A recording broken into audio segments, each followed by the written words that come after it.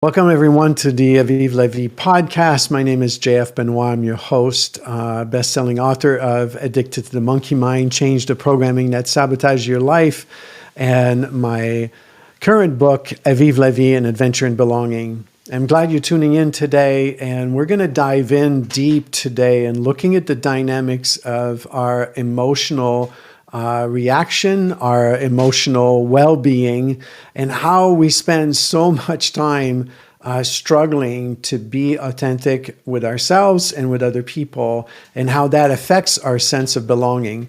The mission of Avive is to help us realize that we don't really need to change ourselves to fix ourselves. We actually have to recognize and acknowledge and address the distorted view we have of ourselves, the fearful projection we put on other people, and be able to really acknowledge this deeper dynamic that we've never really learned to be in relationship with our emotional body. Nobody has ever taught us growing up, meaning that the way we were raised was more in a correction way. The focus was mostly on our behaviors, and if we learned to change those behaviors, then we could be acceptable. But that led us to believe that somehow we're not quite okay the way we are. And that could be just really overwhelming to experience that growing up. And it creates a narrative, right? A conditioned way of thinking that we don't recognize our innate love and innate value. We tend to believe that this love and value is something that we can gain externally by getting approval from others, by getting seen with our accomplishments, by fulfilling the desires of others. So all of these are habits that develop from being told over and over and over that our behaviors weren't acceptable, and we develop what we called false belonging habits. So we're here to explore all these different facets of what it really means to create a life of true belonging, and that it's about really truly connecting with our own emotional body, having an ability to attune to ourselves, having an ability to really bring presence unconditionally without putting all of these correction way or insistent expectations that we can have of ourselves, which can be so challenging. So thank you for tuning in. And today I'm going to start by, we're taking a question from a guest participant, and let's see if we can answer that question. Hello. My question is, how do I get my husband to engage with me on a deeper level emotionally? Wow, what an amazing question, huh? I wonder how many of the listeners have this ongoing struggle. It's such a huge challenge, right? That one of the partner oftentimes is not emotionally available. And that makes the intimacy so hard, right? So challenging to feel connected to one another. So I would say, the first most important aspect of creating this desire for each of the partner to be honest and to be able to have this ability to communicate emotionally is to see that emotions are a natural way of being, right? And so the first thing is that we have a tendency to believe that our partner doesn't have the desire to be emotionally present. And that assumption can set us up for failure, right? So if you hear in her question, she's saying, how can I get my partner to express more emotions, right? How can they be more engaged in that way?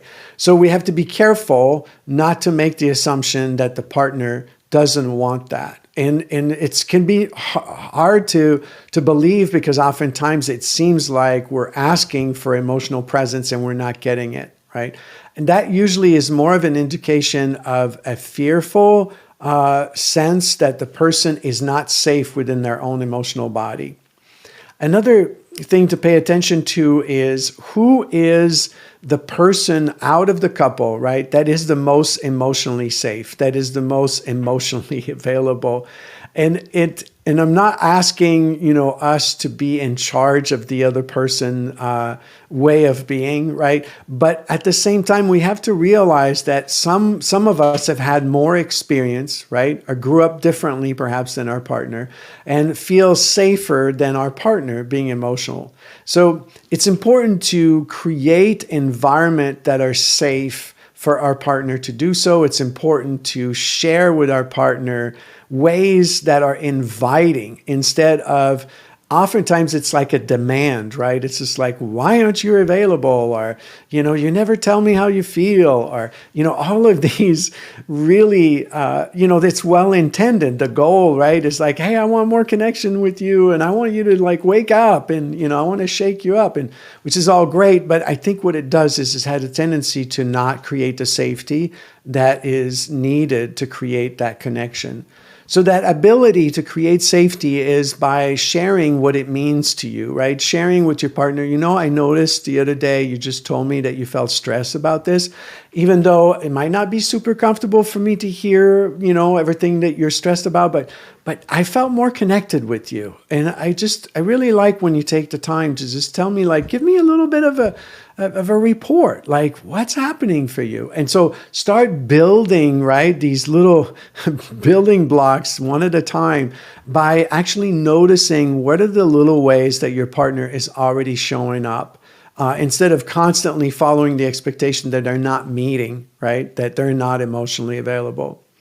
Now, here's a bigger one that I think is worth paying attention to, and I know for me was a life-transforming event that actually occurred probably, I would say, hundreds of times in a period of about a couple of years. But it comes from the principle that one of us is stronger, right? If we're asking our partner to be emotionally present and they're struggling with it, right? It's important to see that we actually carry a value of that emotional presence and that emotional communication that the other person doesn't have. Now, it doesn't mean that they don't want it. It doesn't mean that they don't have it. It just means that this was not something that was nurtured for them, right? They weren't left growing up with an ability to be with, to be with their emotion. Their parents perhaps did not welcome their emotion or did not pay attention to it or did not say, I wonder how you feel right now. So it wasn't, a value that was developed. So that person needs a push, right? They need help to develop this value. And so one of the best way to do that is to actually demonstrate this value by consistently reminding the partner, this is how life is really rich. This is how I'm going to ask you to get engaged with me. So an example of this, which is a personal example for me, that I think has changed my life, is the realization that we can participate and get to build that value over time, right? So an example is my partner would come home and I'd be sitting, maybe reading a book, and the door would open and my partner would say, hey, did you hear me come home? And I would sort of say, yeah, I heard you come home. Okay. But when I come home, it usually means that I've been doing some shopping and I need some help. And so I'd appreciate if you got up and you came and kissed me on on the cheek and say, I'm so glad to see you. Do you need some help? And my tendency was to I just, I've been working hard all day. I just need a break, or, to give a pushback.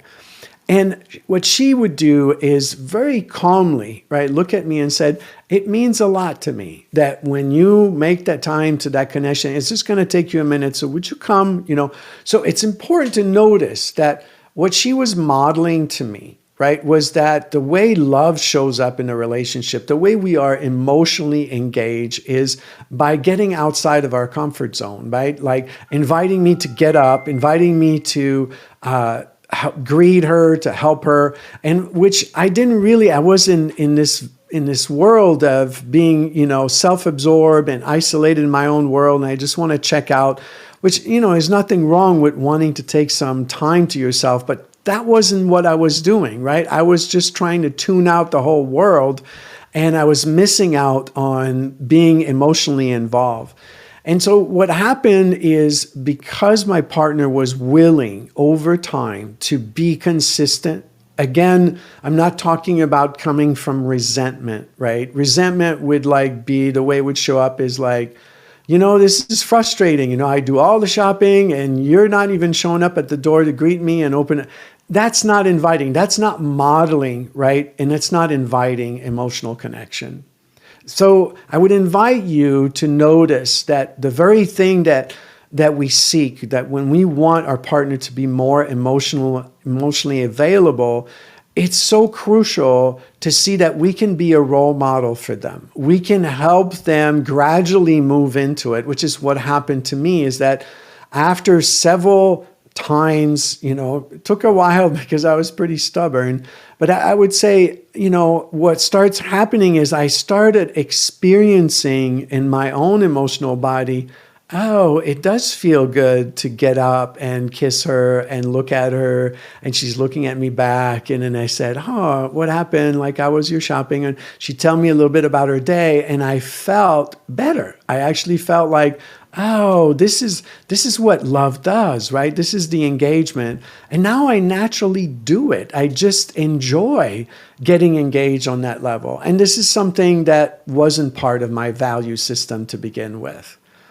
So it can be a little bit challenging, right? When we're in this position of wanting something very badly, and at the same time, knowing that, our partner it might not be equipped, right, to be able to get to the level of intimacy that we're wanting. At the same time, there's a lot of hope here. There's a lot of potential, as long as we're not acting out of resentment, and as long as we are willing to notice that we do carry the value and that we can actually impart that value into our partner.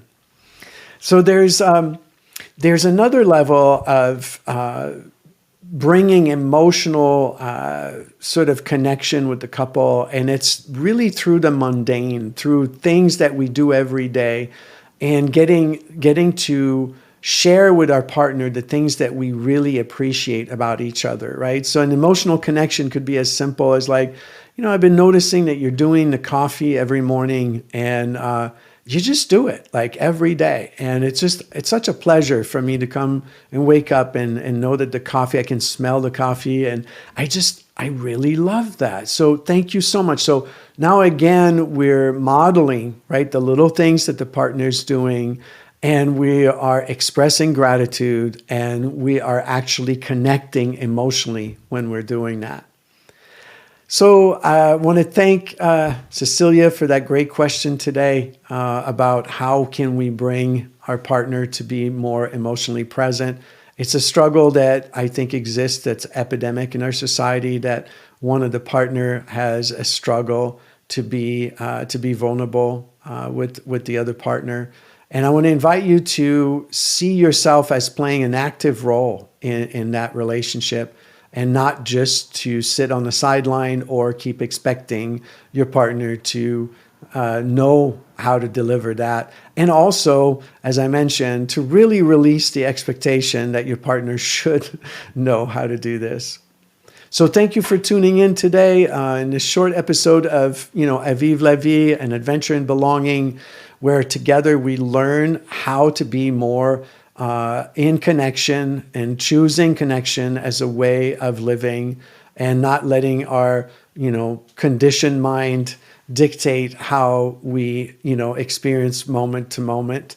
And I want to invite you to be a guest on this podcast, where we get to live those principles of Avive La Vie. And all you have to do is there's a link in the description for you to register to be a guest on the podcast. You can subscribe to our newsletters, which we send out little videos and tips on how to live in connection and prioritize connection in our lives. So I'm happy that you tuned in today. And as we say, Avive La Vie.